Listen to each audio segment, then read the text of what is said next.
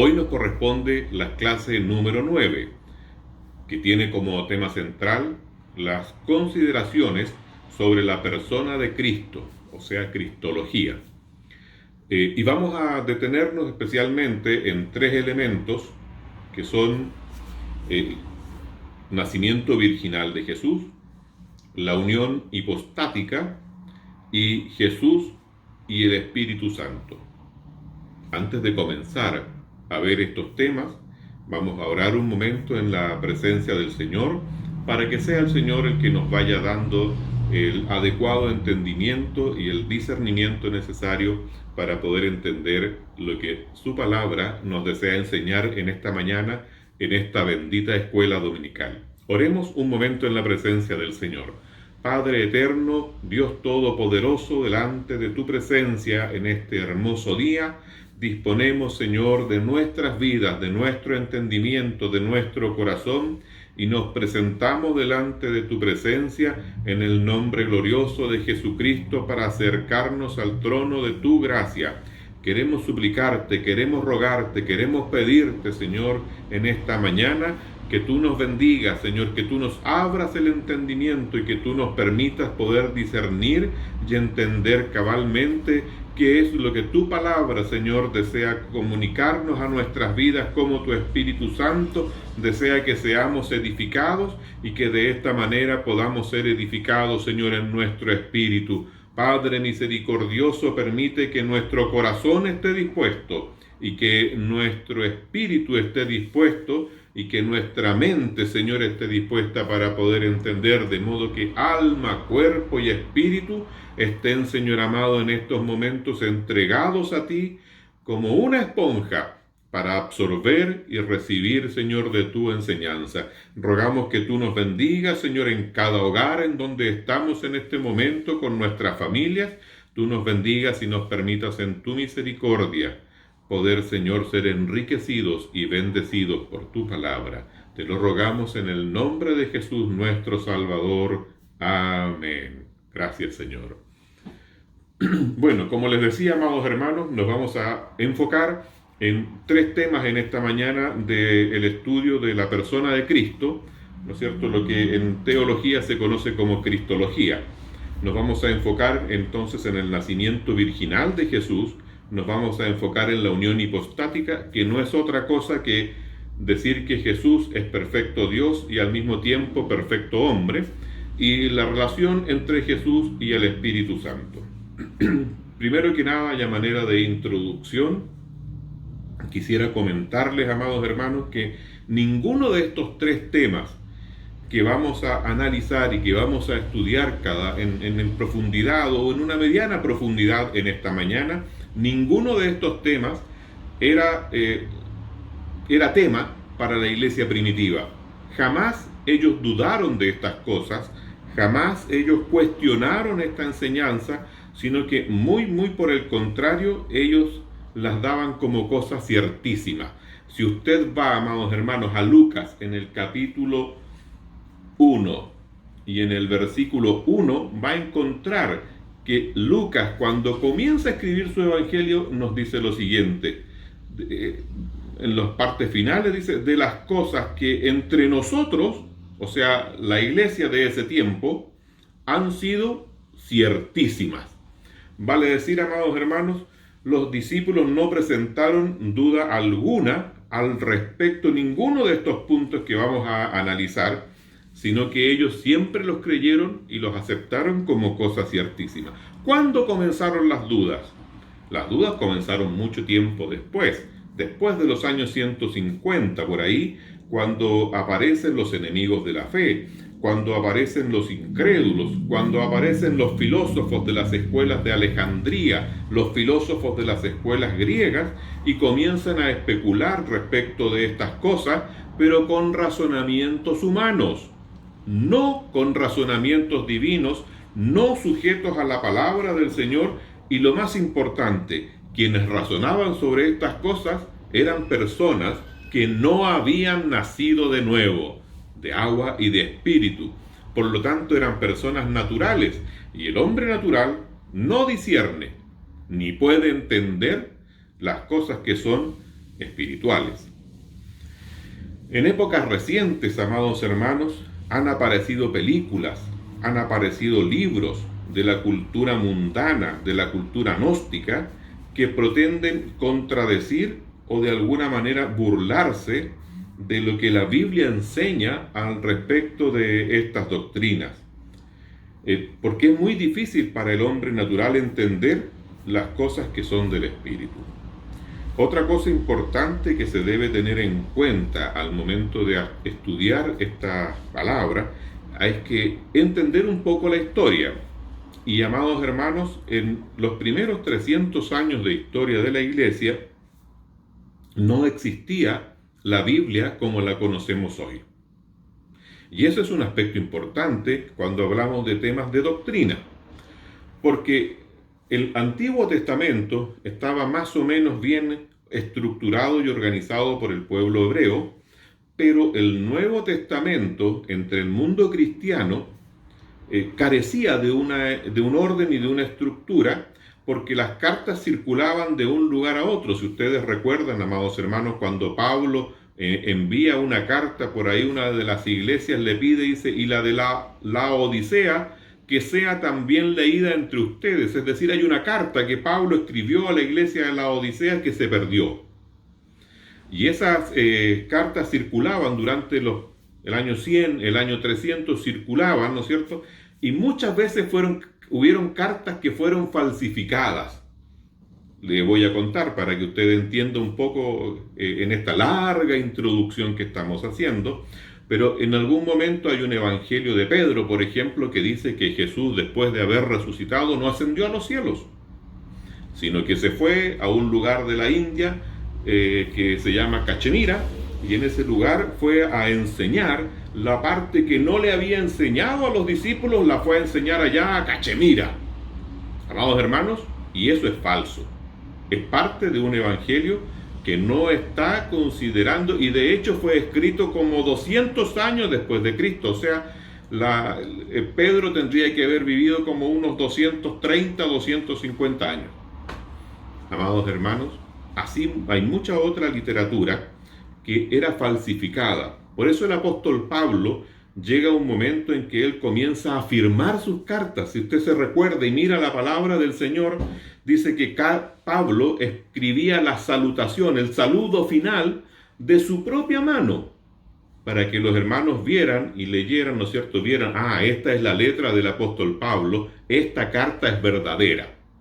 Era una forma de identificar, ¿no es cierto?, las cartas falsas de las cartas verdaderas. Las cartas falsas pretendían introducir así subrepticiamente falsas doctrinas, falsas enseñanzas, que se reían, que se burlaban, enseñanzas que pretendían confundir respecto a estos puntos que vamos a enseñar, cartas que pretendían de alguna manera burlarse del nacimiento virginal de Jesús, cartas que pretendían decir que en realidad Jesús no era Dios, sino que era solo hombre, o que solamente era hombre y que no era Dios, para confundir el entendimiento de los creyentes. Por eso Pablo y Pedro son muy persistentes en ellos indicar a los hermanos que no se dejaran llevar por cualquier viento de doctrina, sino que usaran de discernimiento espiritual, como el que tenemos que usar nosotros en el tiempo presente también, para poder discernir cuándo la doctrina es verdaderamente una doctrina sana de una doctrina enfermiza que nace de mentes humanas que no han conocido al Señor Jesús. Vamos a partir, amados hermanos, por el primer punto de los que vamos a analizar en esta mañana, en el día de hoy, que el Dios nos permite en este hermoso día tener esta escuela dominical, y vamos a partir hablando del nacimiento virginal de Jesús. Tal vez no haya otra doctrina a través del cristianismo que haya sufrido tanto el escrutinio como la burla, como el cuestionamiento que el nacimiento virginal de Jesús, porque a los hombres les resulta muy difícil entender, ¿no es cierto?, lo que encontramos allá en el Evangelio de Lucas o en el Evangelio de Mateo, ¿no es cierto?, cuando se nos muestra la manifestación de algún modo desde el arcángel Gabriel o de lo que arcángel hacia José, de lo que manifiesta la palabra del Señor respecto del nacimiento de nuestro Señor Jesús. Si ustedes van a la palabra del Señor, van a encontrar, amados hermanos, en el Lucas, en el capítulo 1, 26 y de ahí hacia abajo, cómo se describe la anunciación hacia María y cómo el Señor Jesús, ¿no es cierto?, le está manifestando, pero cómo Dios le está manifestando a través del ángel Gabriel, ¿no es cierto?, que será la madre de Jesús. Amados hermanos, nosotros entendemos que María, ¿no es cierto?, era una mujer virgen. Nosotros entendemos que no había conocido varón. Muchas veces nosotros, entre los hermanos evangélicos, nosotros decimos, nosotros no creemos en María, en la Virgen María. Amados hermanos, tenemos que tener cuidado muchas veces con las palabras que nosotros usamos. Nosotros no le rendimos culto a la Virgen María, pero nosotros no negamos la virginidad de María, sino que muy por el contrario, nosotros creemos en la virginidad de María. Obviamente, creemos que esa virginidad fue hasta el momento en que nació Jesús. Y después de ese momento, María tuvo más hijos con José. De hecho, si usted va a Mateo, capítulo 12, versículo 46, va a leer, ¿no es cierto?, que dice, mientras él, Jesús, aún hablaba a la gente, he aquí su madre y sus hermanos estaban afuera y le querían hablar. Cuando dice y sus hermanos, entendemos con claridad, ¿no es cierto?, que se está refiriendo, amados hermanos, a los otros hijos que vinieron después de Jesús como parte del matrimonio de José y de María. Dentro del cuestionamiento que hacen, ¿no es cierto?, algunos para negar el nacimiento virginal de Jesús, algunos llegan a decir que es una costumbre que nace en el pueblo judío como imitación de lo que los griegos tenían con respecto de los dioses que bajaban, engendraban, ¿no es cierto?, sus hijos en las mujeres de la tierra, y había una mezcla de hijos dioses hombres que eran los grandes héroes como Perseo, como Hércules, ¿no es cierto?, en la literatura griega. Amados hermanos, pero esa literatura data de más o menos 200 a 250 años antes de Cristo solamente. Sin embargo, estos hombres ignoran voluntaria o verdaderamente por ignorancia, ignoran las profecías que hay respecto de Jesús mucho antes de que hubiese, ¿no es cierto?, hubiese llegado este nacimiento. Fíjese que la más clara, la más profunda, la más, así por así decirlo, amados hermanos, explícita profecía está, ¿no es cierto?, 700 a 750 años antes, más o menos en tiempos del rey Acaz, cuando el profeta Isaías profetiza respecto de la señal de que una virgen concebirá. Amados hermanos, eso lo encontramos en Isaías, en el capítulo 7, versículo 14, donde nos dice lo siguiente: por tanto, el Señor mismo os dará señal. He aquí, la virgen concebirá y dará a luz un hijo, y llamará su nombre Emanuel, que es Dios con nosotros. Nos está hablando, amados hermanos, de una señal importante, y esa señal es que la Virgen concebirá y dará a luz un hijo. Y como vemos en el anunciamiento del nacimiento de Jesús, en Lucas, en el capítulo 1, ¿no es cierto?, el arcángel Gabriel claramente le dice a María, cuando María se escuda, ¿no es cierto?, se excusa en que ella no conoce varón. Si ustedes van, ¿no es cierto?, en el versículo 34 del capítulo 1 de Lucas, nos dice: entonces María dijo al ángel, ¿cómo será esto? Pues no conozco varón. Respondiendo el ángel le dijo: el Espíritu Santo vendrá sobre ti, y el poder del Altísimo te cubrirá con su sombra, por lo cual también el santo ser que nacerá será llamado Hijo de Dios. Qué maravilloso, amados hermanos, es que nosotros hoy día con inocencia podamos tener la fe para creer estas cosas en forma libre, en forma espontánea.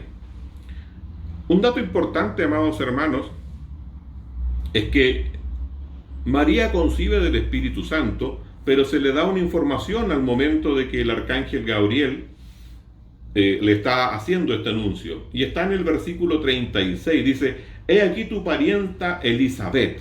Ella era prima de Elizabeth. Ella también ha concebido en su vejez, y este es el sexto mes para ella, la que llamaban estéril.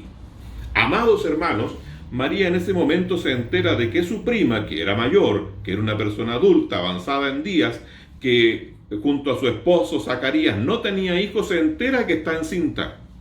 Y hay un hecho maravilloso que debemos de considerar de manera muy especial, porque Elizabeth tenía 6 meses de embarazo y María, estando en su primer mes de embarazo, decide ir a visitarla.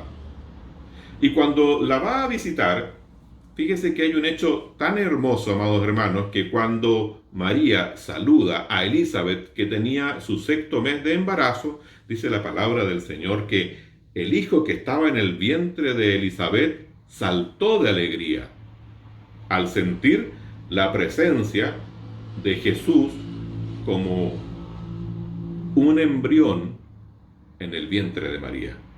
¡Qué maravilloso, hermano! ¿Sabe quién era el hijo de Elizabeth? ¿O quién llega a ser después el hijo de Elizabeth? Es Juan el Bautista. Lea la palabra del Señor, busque ahí en todo el capítulo 1, el capítulo 2, el capítulo 3 de Lucas. Léalo con más tiempo, en la mañana esta no tenemos el mismo tiempo, pero léalo, escudriñelo en su casa y va a encontrar maravillosamente la revelación de Dios, cómo Dios nos va a mostrar estas cosas. Otro aspecto, amados hermanos, es que usted tiene la posibilidad de estudiar también con más profundidad en su casa.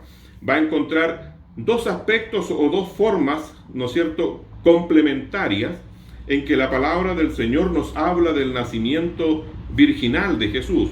Una de ellas es que nos habla del nacimiento virginal de Jesús desde el punto de vista de María, cuando María recibe la revelación, y es lo que encontramos en el Evangelio de Lucas.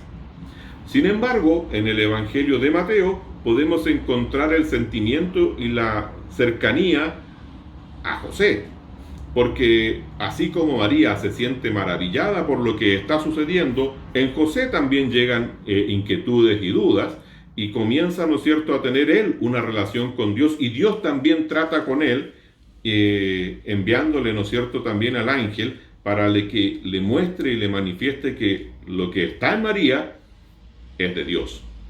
Eso lo puede encontrar, amados hermanos, en Mateo, en el capítulo 1, versículo 18 al 25, que nos dice: el nacimiento de Jesucristo fue así.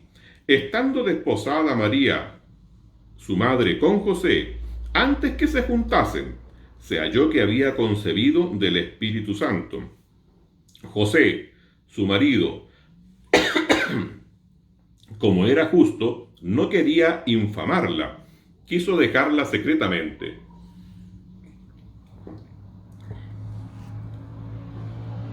Y pensando él en esto, he aquí un ángel del Señor le apareció en sueños y le dijo: José, hijo de David, no temas recibir a María tu mujer, porque lo que en ella es engendrado del Espíritu Santo es. Y dará a luz un hijo, y llamará su nombre Jesús, porque él salvará a su pueblo de sus pecados. Todo esto aconteció para que se cumpliese lo dicho por el Señor por medio del profeta, cuando dijo: he aquí una virgen concebirá y dará a luz un hijo, y llamará su nombre Emmanuel, que traducido es Dios con nosotros. Amados hermanos, ahí podemos ver, ¿no es cierto?, la forma en que Dios de alguna manera se va a comunicar, ¿no es cierto?, con ambos participantes de este matrimonio, y tenemos ambas visiones en la palabra del Señor: cómo es la revelación hacia María y cómo es la revelación hacia José. Pero hay un dato importante que nos debe ayudar a razonar, y es que tanto Mateo como Lucas ocupan la palabra griega pársenos para describir a María como una joven soltera y sexualmente pura, una virgen. ¿Se entiende, amados hermanos? Vamos al segundo tema: la unión hipostática. Esto es como de frente uno me están hablando en chino. Unión hipostática. Bueno, los teólogos tienen el problema de que de pronto les gusta ocupar palabras así medias complejas para decir algo que es muy simple. Lo que se refiere a la unión hipostática se refiere a la forma de describir la unión entre la perfecta naturaleza divina de Jesús con la perfecta naturaleza humana de Jesús. Es decir, Jesús es 100% Dios y es 100% hombre. Eso se refiere la unión hipostática. Y es uno de los temas, amados hermanos, que de alguna manera también genera controversias, porque desde los inicios de la fe, por allá por el año 150, ¿no es cierto?, comienzan a aparecer razonamientos de hombres naturales, y que por ser hombres naturales no entienden ni disciernen las cosas espirituales porque tratan de llevar al análisis de la razón humana cosas que son espirituales y que pertenecen al razonamiento de Dios y no al razonamiento nuestro. Parece entender uno con esto por qué la palabra dice que como son más altos los cielos que la tierra, así son más altos mis pensamientos, dice Dios, que nuestros pensamientos, que los pensamientos del hombre. Amados hermanos, entonces comienzan a aparecer diferentes filósofos, diferentes falsos cristianos, diferentes personas que de alguna manera comienzan a negar que realmente Jesús sea Dios. Otros comienzan a negar que Jesús sea hombre y comienzan a hacer una mezcla diciendo de que en realidad estas cosas no pueden estar en una sola persona, pero que sin embargo para los primeros creyentes, como leíamos en Lucas en el capítulo 1, todas estas cosas eran tenidas por ciertísimas y no necesitaban de mayor explicación. Por ejemplo, amados hermanos, podemos decir que respecto de la humanidad de Jesús, que Jesús se desarrolló como cualquier ser. La encarnación de Dios no fue una situación especial, no fue que en la noche María, ¿no es cierto?, se acostó y al día siguiente ya estaba Jesús grande haciendo su ministerio, sino que el desarrollo de Jesús fue como el desarrollo de cualquier hombre. Él fue tan hombre como usted, como yo, ¿no es cierto?, y se desarrolló en el vientre de su madre de la misma manera en que nosotros nos desarrollamos en el vientre de nuestras madres. Fuimos un embrión, fuimos, ¿no es cierto?, un bebé, ¿no es cierto?, que estaba ahí revolviéndose, moviéndose en el vientre de la mamá, jugando con el cordón umbilical de la mamá. Creció en gracia y en sabiduría, dice la palabra, delante de Dios y delante de los hombres. Por lo tanto, su cuerpo era plenamente humano en todos los aspectos de la vida, con la única excepción de que él no cometió pecado. Pero sin embargo, la sangre corría por sus venas mientras su corazón la estaba bombeando y latía, ¿no es cierto?, para poder sostener su vida, igual como nosotros. Quisiera que me acompañara a leer en Hebreos, en el capítulo 2 y en el versículo 14 al 18, donde vamos a encontrar cómo Pablo nos explica de alguna manera la necesidad de la humanidad de Jesús. Hebreos capítulo 2, versículos 14 al 18. Dice: así que, por cuanto los hijos participaron de carne y sangre, él también participó de lo mismo, se refiere a Jesús, para destruir por medio de la muerte al que tenía el imperio de la muerte, esto es, al diablo, y librar a todos los que por temor de la muerte estaban durante toda la vida sujetos a servidumbre, nosotros, porque ciertamente no socorrió a los ángeles, sino que socorrió a la descendencia de Abraham, por lo cual debía de ser en todo semejante a sus hermanos, a nosotros, para venir a ser misericordioso y fiel sumo sacerdote en lo que a Dios se refiere, para expiar los pecados del pueblo, pues en cuanto él mismo padeció siendo tentado, es poderoso para socorrer a los que son tentados. Pablo agrega: porque tal sumo sacerdote nos convenía. En este pasaje, amados hermanos, podemos ver que la existencia corporal de Jesús en la tierra hizo posible su expiación por nosotros, porque era carne y sangre, su muerte pudo vencer la muerte y acercarnos a Dios. El cuerpo de Jesús en la encarnación era semejante al nuestro. Sintió el dolor de los latigazos, sintió el dolor de la corona de espinas, sintió la sed, sintió el hambre, sintió la lanza que fue clavada en su costado, sintió los azotes que fueron dados en su espalda, porque Él cargó nuestra culpa y la llevó sobre sus hombros. Sin embargo, amados hermanos, esto es maravilloso, pero Jesús es Dios. Y Juan, en el capítulo 1, nos hace una declaración donde dice: en el principio era el Verbo, y el Verbo era con Dios, y el Verbo era Dios. Jesús como Verbo existía, como Dios mismo. Es difícil imaginar una afirmación más clara de la divinidad de Jesús. Dios con nosotros, Dios hecho carne. Por eso llamará su nombre Emmanuel. Al considerar la encarnación, amados hermanos, tenemos que tener presente dos verdades muy importantes. Primero, Cristo fue al mismo tiempo y en un sentido absoluto verdadero Dios y verdadero hombre. Y la segunda es que al hacerse carne, aunque dejó de lado su gloria, en ningún momento dejó de lado su divinidad. Su encarnación retuvo cada atributo esencial a su deidad, y su deidad y completa humanidad son esenciales, como hemos visto en lo que leímos en Hebreos, para su obra en la cruz. Si Él no hubiera sido hombre, no podría haber muerto, porque Dios es eterno y nosotros estamos sujetos a la muerte. Si Él no hubiera sido Dios, su muerte no hubiese tenido el valor y la trascendencia que tuvo. Juan dice en el versículo 14 del versículo 1: y aquel Verbo fue hecho carne y habitó entre nosotros, y vimos su gloria, gloria como del unigénito del Padre, lleno de gracia y verdad. Pablo, en Filipenses, en el capítulo 2, versículos 6 y 7, nos da un ejemplo maravilloso de lo que sucede en este momento. Nos dice: el cual, siendo en forma de Dios, no estimó el ser igual a Dios como cosa a que aferrarse, sino que se despojó a sí mismo, tomando forma de siervo, hecho semejante a los hombres.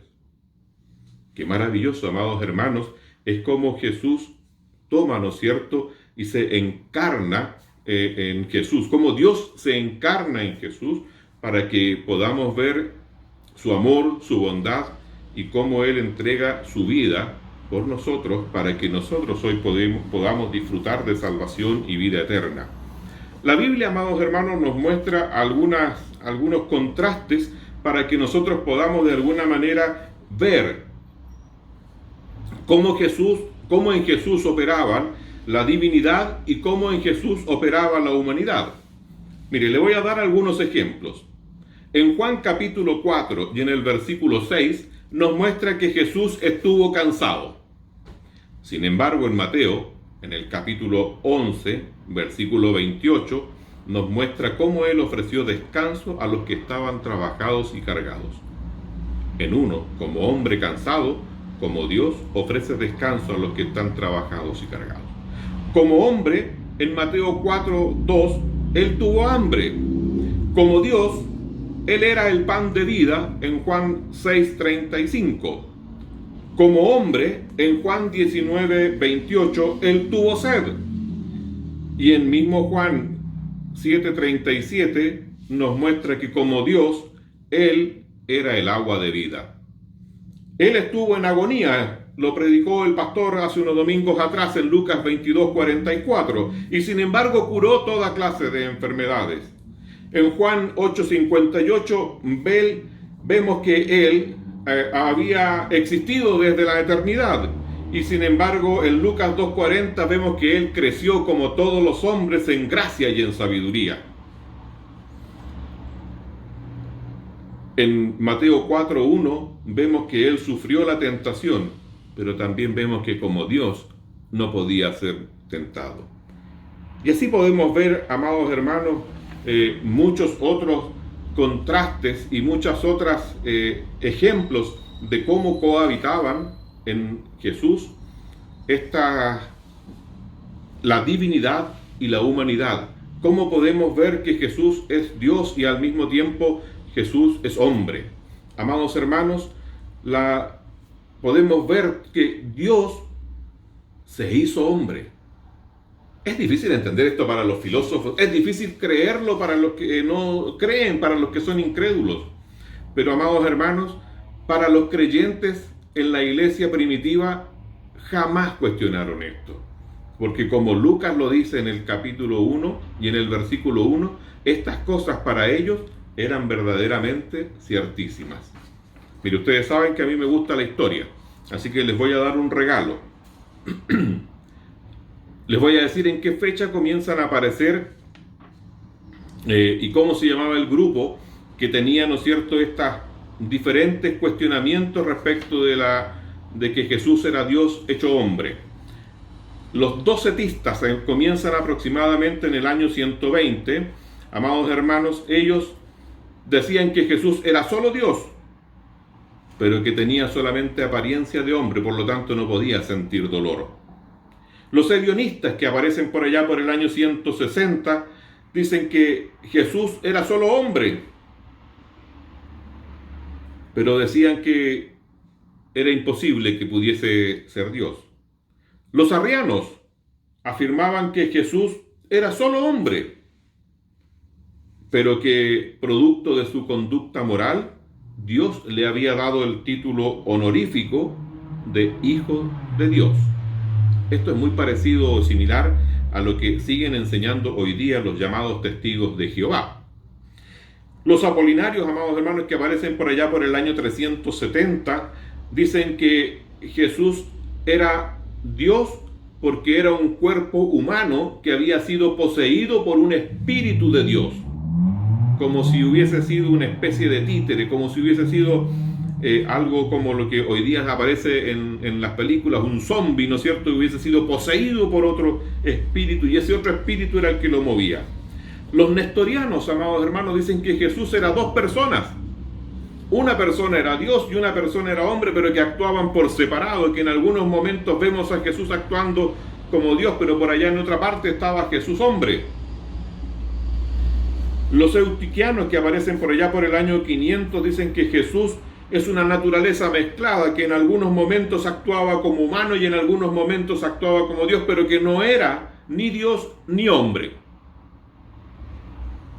En realidad, amados hermanos, lo que la iglesia y lo que los cristianos siempre vieron y lo que siempre hemos enseñado, como lo dice la palabra del Señor, es que Jesús era el Verbo hecho carne, es decir, Dios hecho hombre, y en él cohabitaban perfectamente, en un caso único e irrepetible, habitaba la plenitud de la deidad y la plenitud de la humanidad.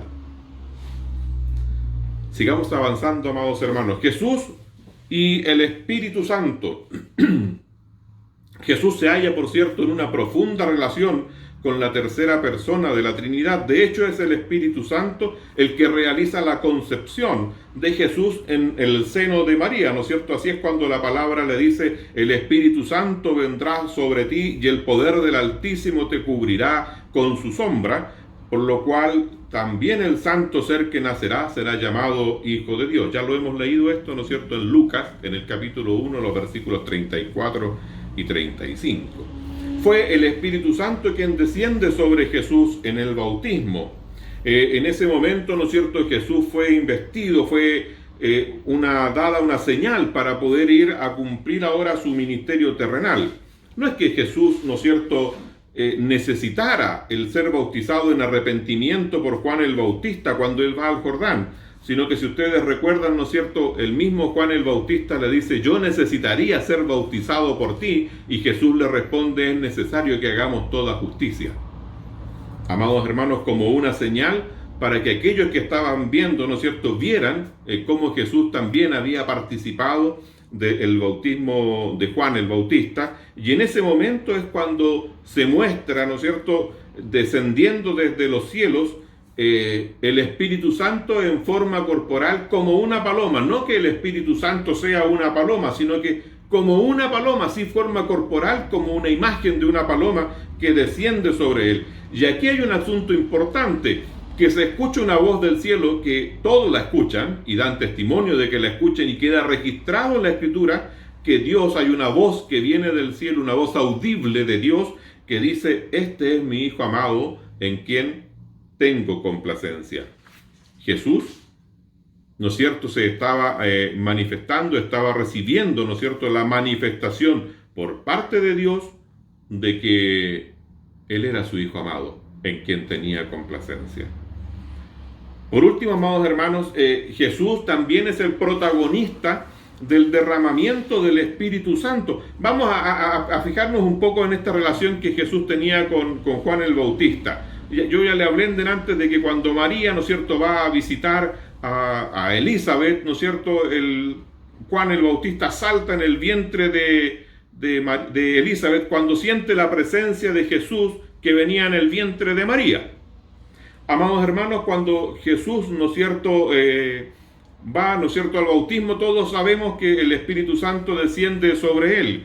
Pero cuando Juan el Bautista predicaba, él ya hablaba de Jesús sin nombrarlo, sino que él decía que yo os bautizo en agua, pero él avisaba, ¿no es cierto?, que venía uno detrás de él, del cual no era digno de desatar la correa del zapato de él, que los bautizaría en Espíritu Santo y fuego. Y estaba refiriéndose, amados hermanos, a la persona de Jesús, que Jesús era quien bautizaría en Espíritu Santo y fuego. Entonces Jesús no solamente es quien es nuestro Redentor, sino que también es quien bautiza en Espíritu Santo cuando se cumple la palabra del Señor dicha en el profeta Joel, capítulo 2, versículos 28 y 29, cuando habla del derramamiento del Espíritu Santo sobre el hombre, porque hasta entonces solamente algunas personas selectas eran las que disfrutaban de esta bendición de haber sido bautizados en el Espíritu Santo. Los profetas, ¿no es cierto?, muchas veces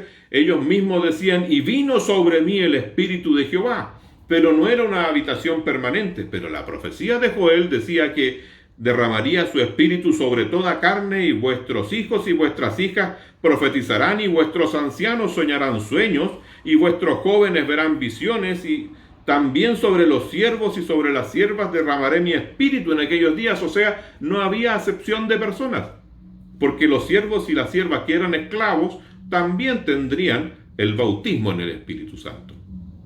Y en Hechos, en el capítulo 2 y en el versículo 33, cuando hay una explicación de lo que estaba pasando, cuando la gente miraba y veía, y estos están llenos de mosto, están todos borrachos.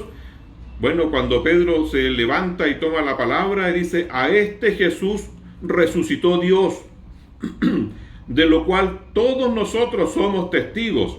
Así que, exaltado por la diestra de Dios y habiendo recibido del Padre la promesa del Espíritu Santo, ha derramado esto que vosotros veis. O sea, Jesús ha derramado esto que vosotros veis, que era el bautismo en el Espíritu Santo.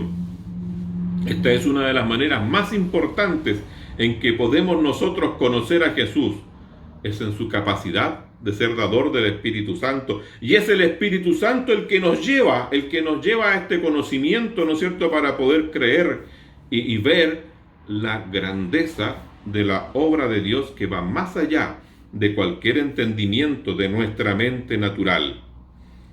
El único que hoy propaga el Espíritu Santo en el presente, en su ministerio, es Jesús. Jesús puede llenarnos, ¿no es cierto?, en su Espíritu Santo, y Él puede llevar, ¿no es cierto?, este Espíritu Santo sobre aquellos nuevos creyentes o sobre aquellos que no lo han conocido todavía. Yo sé que quienes me están escuchando, quienes en este momento están participando de esta escuela dominical, para algunos de ustedes resultará difícil de conocer, difícil de entender o saber de qué se refiere esto de ser lleno del Espíritu Santo o de recibir el bautismo en el Espíritu Santo. Pues, amados hermanos, yo le invito a que usted le pida a Jesús también que en el tiempo presente, en el año 2020, mientras el coronavirus se esparce por todos lados, que venga el Espíritu Santo sobre su vida, llene su corazón, le remezca en su vida y le haga entender cosas que hoy día no entiende. Y el Espíritu Santo obrará poderosamente en su corazón. El Espíritu Santo obrará poderosamente en su mente. El Espíritu Santo obrará poderosamente en su espíritu. Y como dice la palabra del Señor, Él nos guiará a toda verdad y a toda justicia.